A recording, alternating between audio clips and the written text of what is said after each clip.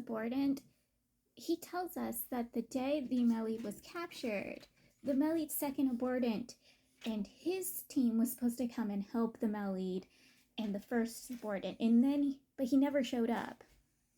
And everything happened and the Melid was captured.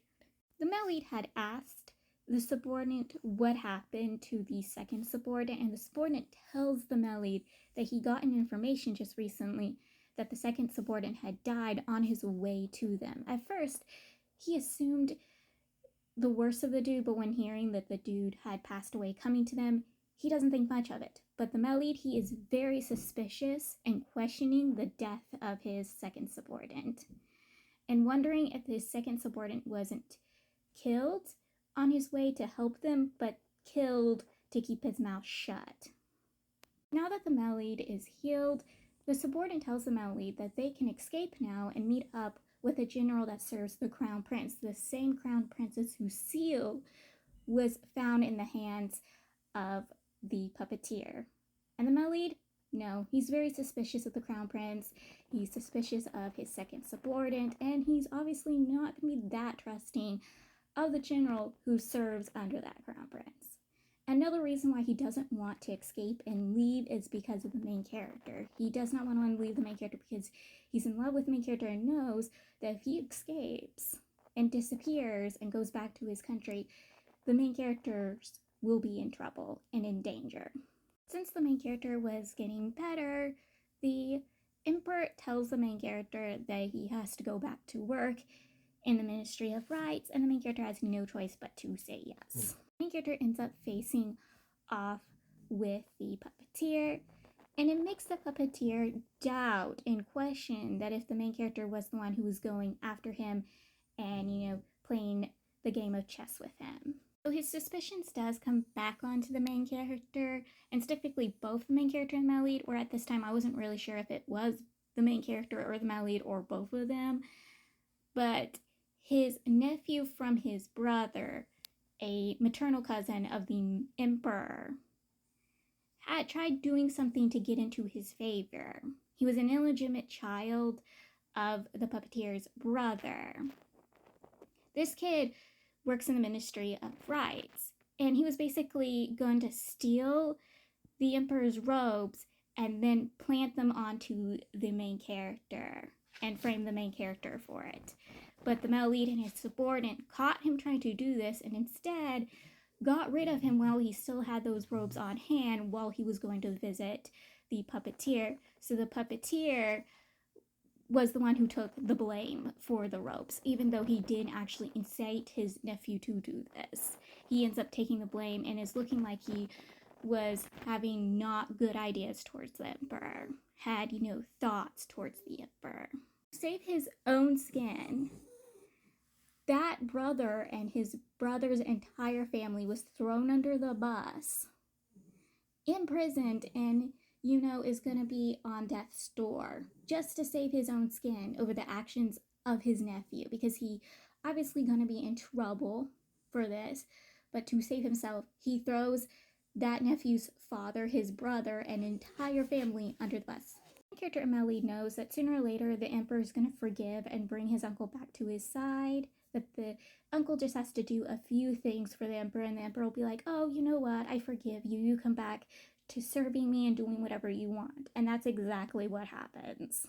Just like the puppeteer's brother's family, the puppeteer will throw members of his faction under the bus to save his skin, causing them to be demoted, losing their positions, their lives, and he doesn't care. As long as it saves his life and benefits him, he doesn't really care what happens to the members of his faction. And these people have fully realized that now. Some of them at first really didn't think about it or acknowledge it, but now they're all realizing that no matter which side they're on, his side or not his side, they're gonna be doomed. They're not gonna have a good future. Because again, he doesn't care if you're his ally or his enemy. He will use you and throw away you or get rid of you. The emperor, he likes hunting, and so the puppeteer set up hunting grounds so they can go and hunt before it really gets seriously hot in the summer. The main character is forced to go along with them. He has to bring a family member and servants, and he couldn't figure out who to take. He was debating either concubine 1 or concubine 2, but he knows that either one could be an issue. And the male lead's like, why don't I go with you? And the main character's like, are you sure? You don't really have to. You don't, like, trying to just be like, nah. And the male lead doesn't really give the main character a choice. So he goes with the main character. Neither one of the concubines like this because they're worried for the main character's life because they figure that there's going to be a plot against the main character's life. They also do not trust the male lead because, again, they believe the male lead is still heavily injured, the same as the main character. So the main character really won't have anyone to protect him. Unlike with Concubine 2, who has martial skills and was training the main character's elite guards.